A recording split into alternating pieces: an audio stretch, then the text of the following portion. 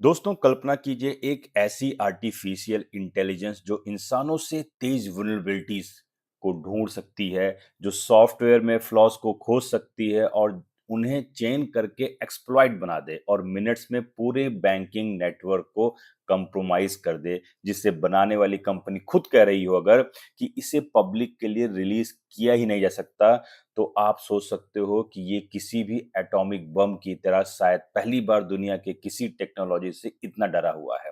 इस टेक्नोलॉजी का नाम है दोस्तों एंथ्रोपिक्स क्लाउड मिथोस, और ये क्या साइबर सुरक्षा का ब्रह्मास्त्र है या डिजिटल महाभारत का अश्वत्थामा। और आज हम समझेंगे इसी टॉपिक को, क्योंकि ये है बहुत टेक्निकल टर्म्स आपको सुनने में लग रहा होगा कि एंथ्रोपिक, लेकिन मैं इसको प्रयास करूंगा कि सिंपल वर्ड्स में कैसे समझाऊं और किस तरीके से स्लाइड के माध्यम से आपको सरल करके समझाने का प्रयास करूंगा। क्योंकि देखिए यहाँ पे मैं आपको बताऊंगा कि एंथ्रोपिक है क्या, क्लाउड से मिथोस तक की जर्नी कैसे हुई और मिथोस इतना डेंजरस क्यों माना जा रहा है और इंडिया को क्यों अलर्ट पर रखा गया है, और क्या ये जो एजीआई आर्टिफिशियल जनरल इंटेलिजेंस का युग का पहला साइबर वीपन बन सकता है। ये सारी चीजें दोस्तों समझेंगे इस वीडियो में, और लास्ट तक बने रहिएगा। और मैं आपको आखिरी में बताऊंगा कि इससे कैसे सोल्यूशन पाया जा सकता है और हमारी कंट्री इसके लिए क्या फेस कर रही है। उससे पहले हम देखते हैं कि किस तरीके से हमारे अलग अलग न्यूज चैनल ने इस खबर को रिप्रेजेंट किया है। तो आइए देखते हैं दोस्तों। सबसे पहले देखिए एक खबर है कि from code to chaos, not only Mythos, this upcoming AI could be the next big global threat. आप सोच सकते हो कि इसकी हेडिंग से समझ सकते हैं कि ये एक कियोस क्रिएट कर रहा है और एक ये ऐसा एआई मॉडल मिथोस है जो पूरी तरीके से ह्यूमन चेन की तरीके से वर्क कर रहा है और खुद ही ये डिस्कवर करके अटैक कर रहा है। वो सारी चीजें मैं आपको इस वीडियो में समझाऊंगा, बट पहले देखते हैं हेडिंग्स। टाइम्स ऑफ इंडिया ने कवर किया है कि Anthropic's new AI model exposes free risk flaws for cyber security and IT services. मतलब आप समझिए कि किस तरीके से ये एंथ्रोपिक का जो नया मॉडल है वो एक नया रिस्क और एक कमियों को ढूंढने वाला साइबर सिक्योरिटी और आईटी सर्विसेज के लिए किस तरीके से चैलेंजेस है। वहीं एनडीटीवी ने कवर किया है कि is Anthropic AI tool a threat to software company. ये क्यों सॉफ्टवेयर कंपनी के लिए थ्रेट बन रहा है, क्यों ये लोगों की जॉब जो आईटी सेक्टर की जॉब है उनको कम करने के लिए लगा हुआ है, और क्यों ऐसा इसके रिजल्ट भी दिख रहे हैं कि कई बड़े टेक कंपनियां अपने यहाँ से मास्क में ले ऑफ कर रहे हैं। तो वो सारी चीज दोस्तों इस वीडियो में समझेंगे और देखेंगे। उससे पहले आप सभी का स्वागत है। मेरा नाम है विकास मिश्रा और मैं आपका स्वागत कर रहा हूं अपने news channel, YouTube news channel nation insight with Vikas Mishra से। तो ये आगे देखते हैं स्टोरी को और बढ़ाते हैं और देखते हैं सबसे पहले कि ये एंथ्रोपिक है क्या। देखिए आपको पता होगा कि 2017-18 के बाद एआई रेस जो स्टार्ट हुई थी वो दो पार्ट में बटी। एक पार्ट था जो काम कर रहा था स्पीड और स्केल पर, ठीक है, और जो दूसरा पार्ट था वो काम कर रहा था सेफ्टी पर। आपने सुना होगा ओपन एआई, जो अभी आप लोग चैट जीपीटी यूज कर रहे हो, तो ओपन एआई कॉमर्शियल डायरेक्शन की ओर गया जिसको स्पीड और स्केल चाहिए था, और इसी डिबेट से निकलकर 2021 में बना है एंथ्रोपिक। दोस्तों ये एंथ्रोपिक वही है जो ओपन एआई के रिसर्चर थे। उस टीम में से दो लोग जिनका नाम है डेरियो एंड डैनिलिया, ये दो लोग फॉर्मर ओपन एआई रिसर्चर थे और इन्होंने ही एंथ्रोपिक नामक एआई टूल्स बनाया जिसका मिशन उनका था एकदम क्लियर कि we build safe frontier AI. आप सोचिए जिनका फोकस यही था कि एआई को सेफ्टी और कॉन्स्टिट्यूशनलाइज किया जाए, जिसका मतलब यही था कि एआई ऐसे बनाया जाए जिसका काम खाली सेफ करना हो, यानी कि एआई को सिर्फ पावरफुल ही नहीं बनाना बल्कि अलाइंड भी करना जिनका मकसद था। वो ऐसा क्या हुआ कि जिस एआई दुनिया को छुपाया जा रहा था, तो क्या ये दुनिया का पहला ऐसा डिजिटल ब्रह्मास्त्र बन चुका है जो इस समय पूरी दुनिया में चर्चा का विषय बना हुआ है। तो एआई साइबर वीपन है कि सिक्योरिटी रिवॉल्यूशन, वो तो आपको इस वीडियो के अंत तक देखने के बाद ही समझ में आएगा। क्योंकि देखिए इसके जो की रिवॉल्यूशन है, जैसा की रिवॉल्यूशन हुआ है उसमें क्लाउड कोड से लेकर के क्लाउड कोवर्क, मैं आपको इसके बारे में बताऊंगा कि ये क्लाउड कोवर्क क्या है जो जनवरी के आखिरी दिनों में लॉन्च किया गया और फेब में ऐसा क्या हुआ कि पूरी की पूरे वर्ल्ड की जो स्टॉक मार्केट थी वो पूरी तरीके से कोलैप्स हो गई। और ये किस तरीके से जो व्हाइट कॉलर जॉब है, व्हाइट कॉलर जॉब आप समझते हैं जो आईटी सेक्टर की जॉब होती है, प्रोफेशनल जॉब होती हैं, उसके लिए ये इतना घातक बन चुका है। देखिए सबसे पहले आपको मैं बताता हूँ कि ये क्लाउड कोवर्क क्या है। देखिए क्लाउड कोवर्क ये एंथ्रोपिक का एक मॉडल है जिसने 11 प्लगइन्स लॉन्च किए और आपको बताऊं कि उसके बाद 4 फरवरी को सारे जितने भी देश हैं उनकी जो मार्केट है वो पूरी की पूरी क्रैश हो गई, क्योंकि एंथ्रोपिक ने लॉन्च किया Claude Cowork. This is not दोस्तों chat bot, it is a digital employee. जी हाँ दोस्तों, आप सही सुन रहे हो, ये डिजिटल एम्प्लॉय है और ये अलग अलग फील्ड में काम करता है। और उसकी जो रिलीजिंग डेट थी 30 जनवरी थी। जो 11 plugins that directly perform the task for which companies currently hire thousand of engineer. दोस्तों जिसके लिए कंपनियां हजारों इंजीनियर्स को हायर करती थी। जैसे मान लीजिए अगर आपको लीगल में वर्क करना है तो लीगल में रीडिंग कॉन्ट्रैक्ट्स और इंटरप्रेटिंग करने के लिए लोग रखे जाते थे, और ये एआई उसको मिनटों में सॉल्व कर सकता है। इसी तरीके से फाइनेंस डिपार्टमेंट में अगर सेक्टर में देखोगे तो फाइनेंस डिपार्टमेंट में एनालाइजिंग स्टॉक मार्केट को जो एनालाइज किया जाता है, जिसकी मैनेज पेरोल की मैनेजिंग की जाती है, इसके लिए काफी लोगों को रखा जाता है। और ये एआई टूल अकेले इस काम को कर सकता है, इसमें आपको किसी को कुछ रखना नहीं पड़ेगा। और तीसरा जो सबसे बड़ा सेक्टर था वो सेल्स एंड मार्केटिंग था, जहां पर जनरेट किया जा रहा था कंप्लीट रिपोर्ट्स ऑफ इंडिपेंडेंटली, और उसको भी ये एआई मिनटों में कर दे रहा है। इन शॉर्ट्स अगर मैं बोलूं, the work that previously required expensive software and thousand of people is now being done by one AI tool. और वो एआई टूल कौन है? वो एंथ्रोपिक है। इसलिए इसको आज के डेट में कहा जा रहा है सास्पोकेलिप्स, मतलब ये एक ऐसी महाबीमारी कहाँ पे आ गई, सॉफ्टवेयर एज अ सर्विस को सास बोलते हैं, वहां पे आ चुकी है, जो लाखों लोगों की नौकरियों को खा सकता है। तो देखिए पहली बात तो मैंने इसका एक रोल बताया है कि ये क्लाउड कोवर्क जब आया तभी इसने कियोस्क क्रिएट कर दिया, बट अभी स्टोरी बची हुई है दोस्तों इसके मेन मॉडल की, जिसने इसको लॉन्च किया। और ये क्लाउड मॉडल्स का जो इवोल्यूशन क्लाउड 1 2 3 4 के आगे का जो मॉडल आया जिसका नाम था क्लाउड मिथोस, वो क्यों इतना घातक बना हुआ है, आइए इसको दिखाता हूं, मैं बताता हूं। पहले देखिए, पहली बात तो आपको अगर मैं कंपैरिजन करूं कि एक एटॉमिक एज थी और एक एआई एज है। एटॉमिक एज में आपको पता होगा कि न्यूक्लियर बॉम्ब बनाया गया और उसके जो डॉक्ट्रिन थी वो थी न्यूक्लियर डिटरेंस। मतलब ये कि जिस कंट्री के पास न्यूक्लियर बॉम्ब है वो न्यूक्लियर बॉम्ब रखते ही इसलिए हैं कि दूसरी कंट्री उसके ऊपर अटैक करने से 10 बार सोचे कि अगर वो अटैक करेगा तो उसके पास क्या है, उसके पास है न्यूक्लियर बॉम्ब है और वो भी अटैक कर सकता है और वो पूरी जो एक कह सकते हैं मानवता को खत्म कर सकता है। और इसीलिए जो ये वर्ड यूज किया गया कि ये जो मिथोस है, जो एंथ्रोपिक का हाईएस्ट मॉडल है, is mythos the Oppenheimer moment of AI. Oppenheimer आपको पता होगा the father of the atom bomb है, उनको यहाँ पे कोट किया गया है कि क्या मिथोस उस तरीके से कंपेरिजन किया जा रहा है, सोच सकते हैं कितना ये शक्तिशाली और घातक भी हो सकता है। और अगर आज का जो एआई एज है, जो एक टाइम पे एटॉमिक एज था, अगर मैं एआई एज की बात करूं तो ये जो कोर वीपन है वो है ऑटोनॉमस साइबर वीपन, जिसका मैं बार बार बोल रहा हूं कि इसको बोला जा रहा है मिथोस। मैं बताऊंगा आगे आपको चलकर कि मिथोस एक्चुअल में है क्या और ये कैसे डेवलप हुआ, ये एवोल्यूशन के किस स्टेज पर आता है।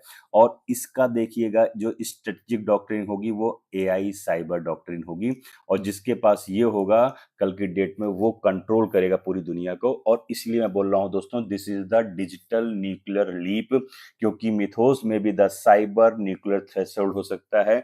और ये जैसे मैं आपको बताऊं कि एटॉमिक एज में जैसे मैंने बताया कि ये बॉम्ब है तो ये ऑटोनोमस साइबर वीपन हो सकता है। डिफेंस मैकेनिज्म में डिटरेंस का काम करता है तो ये साइबर डॉक्ट्रिन का काम करेगा। और प्रोलिफरेशन में ये स्टेट कंट्रोल है तो ये दोस्तों डिसेंट्रलाइज सॉफ्टवेयर बन सकता है। और अगर ये डिसेंट्रलाइज हो गया तो कहीं ना कहीं ये बहुत ही घातक बन सकता है।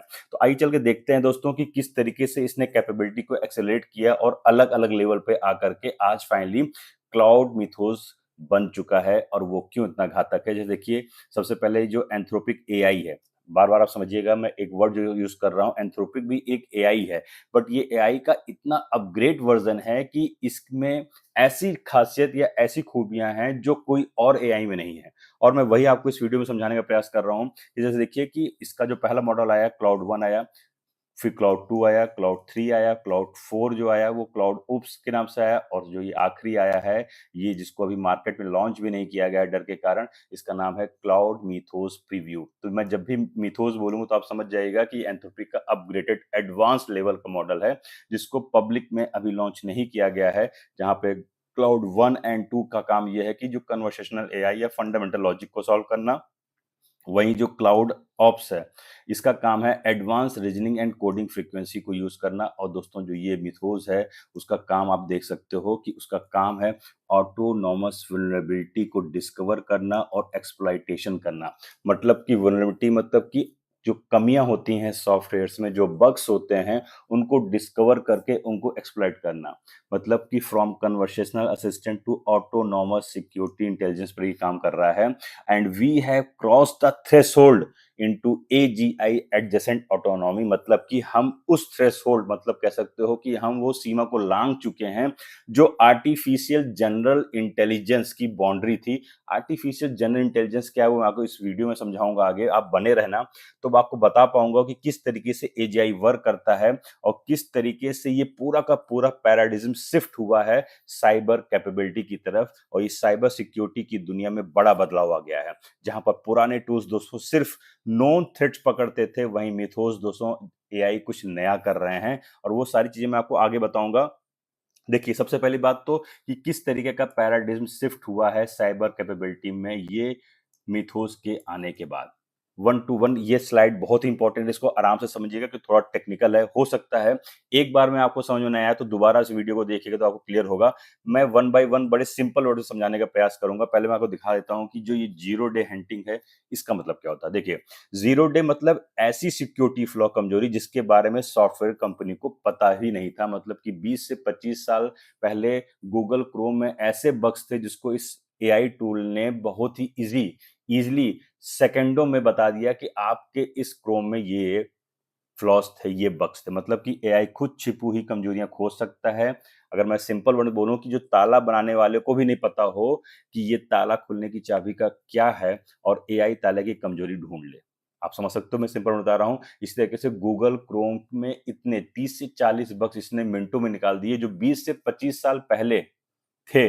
मतलब सोचिए, उसको उन बग्स को आज तक नहीं निकाला गया और अभी भी यूज की जाए। देखिए, अगर आप इसे समझो बग्स क्या होते हैं। बग्स एक तरीके से मान लीजिए आपका कोई प्रोडक्ट है, उस प्रोडक्ट में अगर आपको हम बता दें देखिए ये कमी है, और अगर वो कमी अगर आपको मैं बता रहा हूं और मैं कोई एथिकल पर्सन हूं तो कोई दिक्कत नहीं। लेकिन अगर कोई इसको हैकर या अटैकर जान जाता है तो उस बग को आपकी कमजोरी समझ करके आपके पूरे सिस्टम को कोलैप्स कर सकता है। और ये वही खतरा है जिसके कारण ये पैराडिग्म शिफ्ट हुई है, क्योंकि ये जीरो डे हंटिंग मतलब ये मिनटों में क्या कर रहा है, वल्नरेबिलिटी को फाइंड कर ले रहा है। यहां तक तो दोस्तों ठीक था, बट उसके आगे क्या कर रहा है कि जो ये छोटे छोटे बग्स हैं, मतलब जो आपके सिस्टम में छोटी छोटी क्या है, फ्लॉज हैं, बोल सकते हो कि बग्स हैं, इनको कनेक्ट करके एक चैन का फॉर्म बना दे रहा है। और एक तरीके से अगर मैं आपको बोलूं कि 4-5 छोटी कमजोरियों को जोड़ करके एक बड़ा अटैक करना। मतलब समझ रहे हो कि आपकी जो छोटी छोटी गलतियों को जोड़ कर कर एक उसका ब्रीच बनाना, जिसको डोमिनो इफेक्ट बोलते हैं। और इस इफेक्ट के कारण एक बड़ी गलती बना देना, और उसके बाद का स्टेप तो और खतरनाक होता है दोस्तों, जिसको बोलते हैं ऑफेंसिव सिमुलेशन। इसका मतलब कि एआई खुद सोच सकता है कि अगर आप सोचिए ये स्टेप इतना खतरनाक है, जिसमें एआई अब यहाँ पे क्या कर रहा है, पहले उसने छोटी-छोटी कमियां निकाली, फिर उनको चेन किया, मतलब कनेक्ट किया। कनेक्ट करने के बाद अब क्या वो कर रहा है, अब वो ये सोच रहा है कि इन कमियों को जब कनेक्ट करके कि कोई अगर अटैकर इन कमियों को फाइंड करता तो वो क्या करता। और ये वही खतरा है जिसके कारण एआई खुद सोच ले रहा है और खुद सोच करके वो अटैक कर दे रहा है। इसका मतलब आप सोच सकते हो कि एआई का सोचना कि अटैकर होता तो कैसे अटैक करता, और अटैक पाथ को सिमुलेट कर सकता है।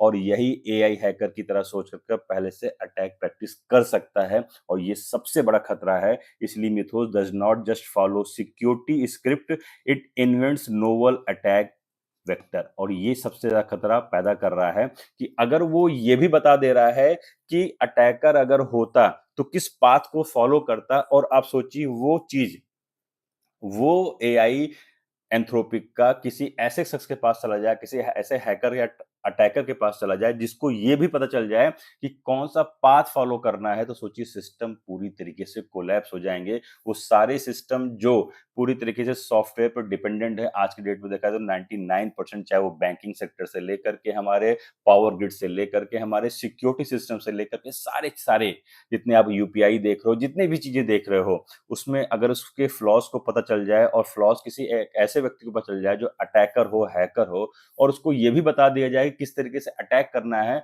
और वो एक फ्लॉ नहीं, वो पूरे फ्लॉ की कनेक्टिंग को कनेक्ट कर दिया है, पूरे उसको एक जोड़ दिया जाए और बता दिया जाए भाई इस तरीके से तुम अटैक भी कर दो, तो सोचिए उसके लिए कितना आसान होगा पूरे सिस्टम को कोलैप्स करना। इसीलिए इस मिथोस वाले जो लेवल मॉडल पे आया है, इसको पब्लिकली लॉन्च नहीं किया गया है कि बनाने वाला जो खुद एआई है, वो खुद घबरा रहा है कि अगर ये पब्लिक के पास आ गया तो बहुत बड़ा खतरा बन सकता है। और इसलिए मैं आपको बार-बार बोल रहा हूँ कि mythos does not just follow security scripts, it invents novel attack vector. मतलब कि एआई सिर्फ पुराने तरीके फॉलो नहीं कर रहा है, ये नए अटैक के तरीके भी खोज रहा है और जो ये अटैक के तरीके हैं, मैं बार-बार बोल रहा हूँ कि जो ये अटैक के तरीके हैं, अगर ये किसी अटैकर को मिल जाते हैं दोस्तों, तो पूरा का पूरा सिस्टम कोलैप्स हो सकता है। और पहले टूल्स वल्नरेबिलिटी ढूँढते थे और अब एआई अटैक भी सोचकर बता रहा है कि कैसे अटैक हो सकता है और यही पूरा पैराडिग्म शिफ्ट है। तो इसलिए मैंने जो आपको बताया कि इस स्लाइड का मतलब सबसे इम्पोर्टेंट है, टेक्निकल थोड़ा ज़्यादा है, लेकिन मैंने आपको सिंपल वे में समझाने का प्रयास किया है और आइए आगे चल के देखते हैं। इसी के कारण एक प्रोजेक्ट आया, प्रोजेक्ट ग्लासविंग। एंथ्रोपिक ने एक ऐसा प्रोजेक्ट लाया जिसमें प्रोजेक्ट ग्लासविंग का मतलब ये हो गया कि हम एक्सेस जो है वो कंट्रोल्ड एक्सेस देंगे, मतलब कि रेस्ट्रिक्टेड एक्सेस देंगे।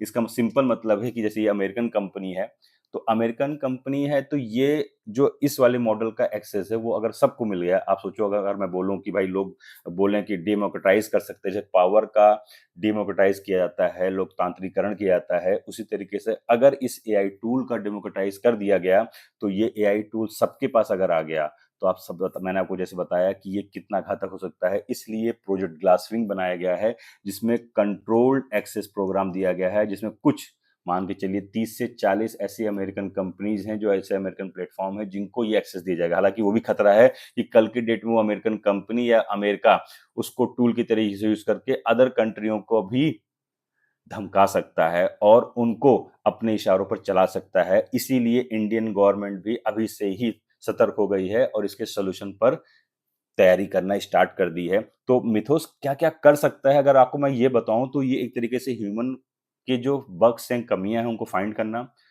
पैच रिलीज़ कर देना, एक्सप्लॉइट में be later, time gap exist करता है, ये जो पहले की बात थी।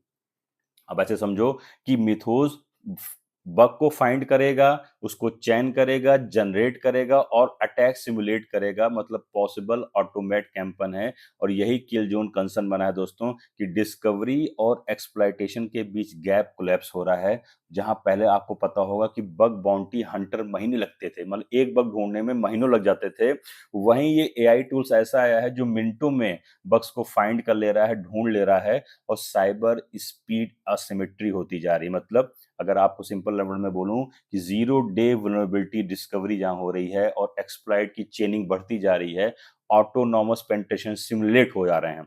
ये आपको मैं टेक्निकल वर्ड यूज कर रहा हूं जानबूझ करके, क्योंकि इसका मैंने सिंपल वर्ड एक्सप्लेन कर दिया है कि जहां पर लार्ज कोड बेस्ड रीजनिंग हो, एडवर्सरियल मैपिंग हो, यानी सिर्फ बग्स ढूंढना नहीं, अटैक पाथ बना देना हो जा रहा है, वो कितना घातक होगा। और गवर्नमेंट क्यों इतना ज्यादा वरी है, जैसे आपको पता होगा कि चाहे फिर वो यूएस बैंक का इनिशिएट हो कि emergency stress testing against AI generated, या फिर ईयू यूरोपियन यूनियंस के रेगुलेटर्स हैं या सेंट्रल बैंक्स हैं, वो प्रिपेयर कर रहे हैं इमरजेंसी डिजिटल सेफगार्ड। मतलब कि cyber risk has officially transition from an IT problem to a primary national security threat. और ये किस किस सेक्टर में थ्रेड हो सकता है, जैसे मैंने आपको बताया, पावर ग्रिड सेक्टर हो, ग्लोबल बैंकिंग हो, सैटेलाइट एंड टेलीकॉम सेक्टर में हो सकता है और नेशनल डिफेंस नेटवर्क। सोचिए इन ये ऐसे इंपॉर्टेंट सेक्टर्स होते हैं जिस पर पूरी कंट्री की सिक्योरिटी एंड सेफ्टी डिपेंड होती है। और वहां पे अगर ये अटैक कर देगा तो क्या होगा कि पावर ग्रिड चला जाएगा, तो आपका पूरा इलेक्ट्रिसिटी पावर जनरेशन खत्म हो सकता है। ग्लोबल बैंकिंग जहां पर आपके सारे पैसे रखे होते हैं वो सिस्टम कोलैप्स हो सकता है। नेशनल डिफेंस नेटवर्क जहां से आपकी कंट्री की सिक्योरिटी प्रोवाइड की जाती है वो भी अगर कोलैप्स कर सकता है, और साथ में सैटेलाइट और टेलीकॉम को आपस में भिड़ा सकता है या उन पर अटैक करके उनकी वल्नरेबिलिटी को देख करके उनके पाथ को चेंज कर सकता है, तो किस तरीके से governments fear Mythos because it shift cyber risk from corporate IT issue to sovereign existential threat. अभी तक आईटी सेक्टर में थ्रेट को फाइंड करने के लिए ये टूल्स यूज किए जा रहे थे, लेकिन अब कॉर्पोरेट आईटी से हट करके ये जो हमारी बैंक्स हैं इस पर भी अटैक बन सकता है, खतरा बन सकता है। इसी के लिए दोस्तों फिनेंस मिनिस्टर हमारी निर्मला सीतारमन ने एक इमरजेंसी मीटिंग बुलाई, जहां पर ये alarm on bank security risk due to Anthropic Mythos AI. और ये देखिए इंडिया टुडे की खबर है, और इसी खबर ने बहुत हाईलाइट किया कि ये मिथोज एक्चुअल में है क्या और ये क्यों इतना बैंकिंग सेक्टर के लिए खतरा बना हुआ है। और इसी के लिए इंडिया का स्ट्रेटेजिक अलर्ट लेवल स्टार्ट हुआ, जहां पर हमारी फाइनेंस मिनिस्टर ने एक क्रिटिकल इंफ्रास्ट्रक्चर रिव्यू किया और आरबीआई को गाइडलाइन दिया कि सिस्टमैटिक कॉशियस अलर्ट के लिए, और हमारी जो सर्ट है जिसने कोऑर्डिनेट करने के लिए बोला गया कि nationwide cyber defence protocol तैयार करें, क्योंकि Mythos is not just a Silicon Valley story. वैसे मैंने आपको बताया ये अब आईटी सेक्टर से बाहर आकर के it is an immediate Indian strategic issue बन चुका है। और इसीलिए ये हाई लेवल मीटिंग सीतारमन ने बुलाया था बैंक को लेकर के कि ये कितना पोटेंशियली रिस्क है एंथ्रोपिक का जो क्लाउड है, और किस तरीके से वो हमारे सिस्टम को पर अटैक कर सकता है।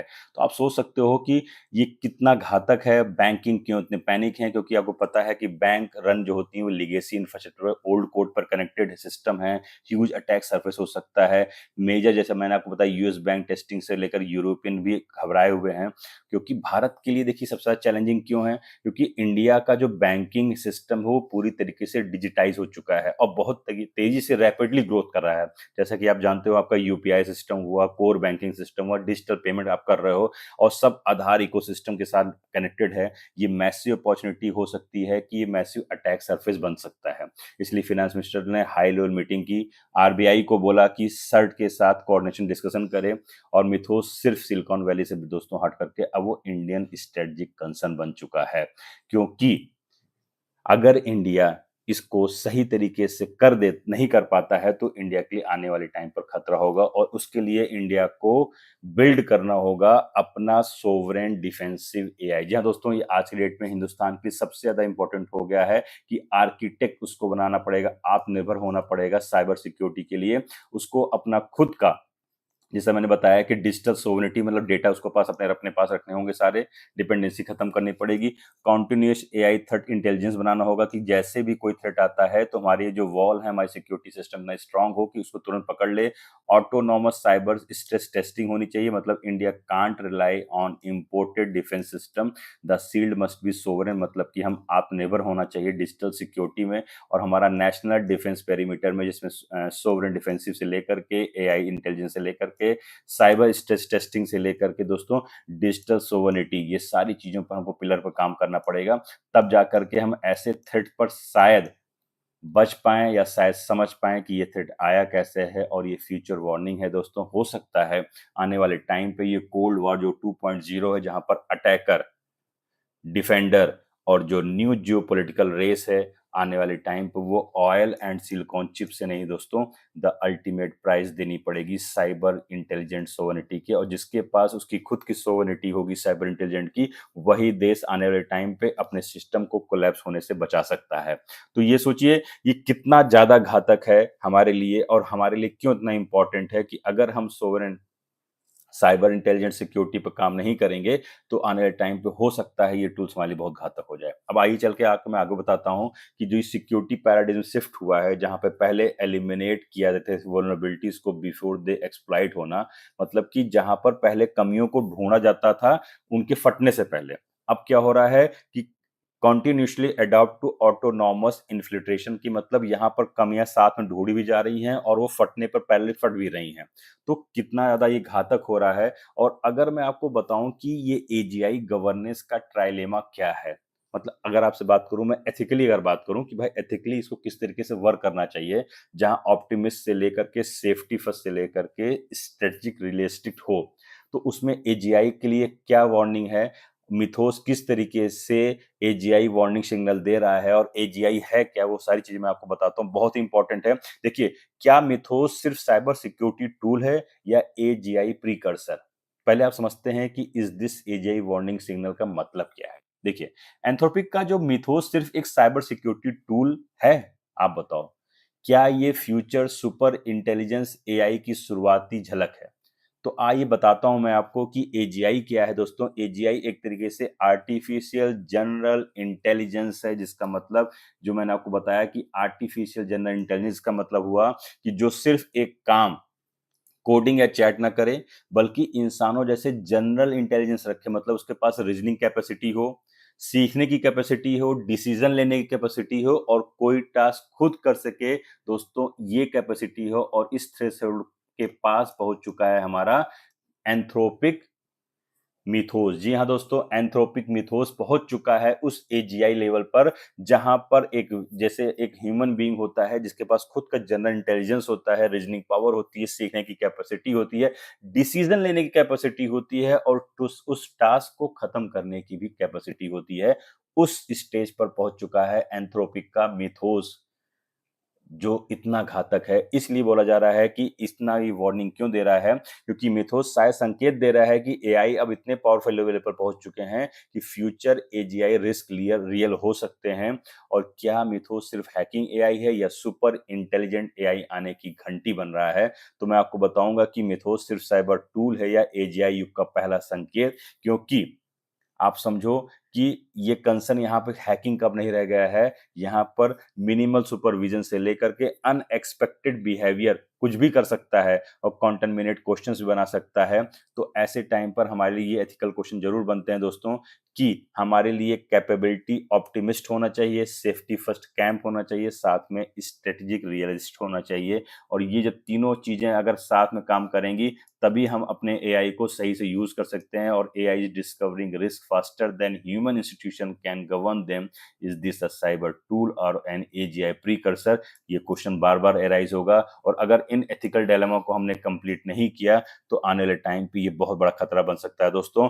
और मैं आपको बताऊं कि अगर ये जियो पॉलिटिकल डायमेंशन में देखा जाए, तो यूएस हो, चाइना हो, यूरोप हो या इंडिया हो, ये US, China, Europe and India all entering AI security race, क्योंकि फ्यूचर कंपटीशन अब ऑयल और सेमीकंडक्टर पर नहीं होगा। जैसा कि मैंने बताया कि आने वाले टाइम पर जो लड़ाई लड़ी जाएंगी वो साइबर इंटेलिजेंस सोवर्निटी पर लड़ी जाएंगी। और ये बहुत ही दोस्तों स्ट्रॉन्ग लाइन है, the future contest of nation is not an oil, it is not an chips, it is a cyber security intelligent sovereignty पर लड़ी जाएंगी। और अगर ये मैं कहना गलत नहीं होगा कि 21st सेंचुरी जो होगी पावर कैलकुलेशन की, जहां पर सिक्योरिटी रिवॉल्यूशन होगा या साइबर वेपनाइजेशन, ये आने वाला वक्त बताएगा। क्योंकि Anthropic Mythos may not just be a model दोस्तों, it is a preview of 21st century power politics.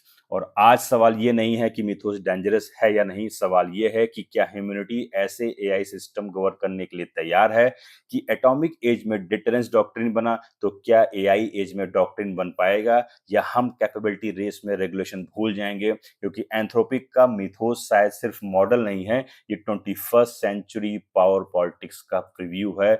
और अगर आपको लगता है कि एआई फ्यूचर सिर्फ प्रोडक्टिविटी नहीं बल्कि जियोपॉलिटिक्स बदलने वाला है, तो कमेंट में लिखिए दोस्तों, एआई रिवॉल्यूशन है या एआई रिस्क। और चैनल सब्सक्राइब करें नेशन इनसाइट विद विकास मिश्रा, जहां हम हेडलाइंस नहीं दोस्तों, हिस्ट्री बनती हुई समझते हैं। जय हिंद।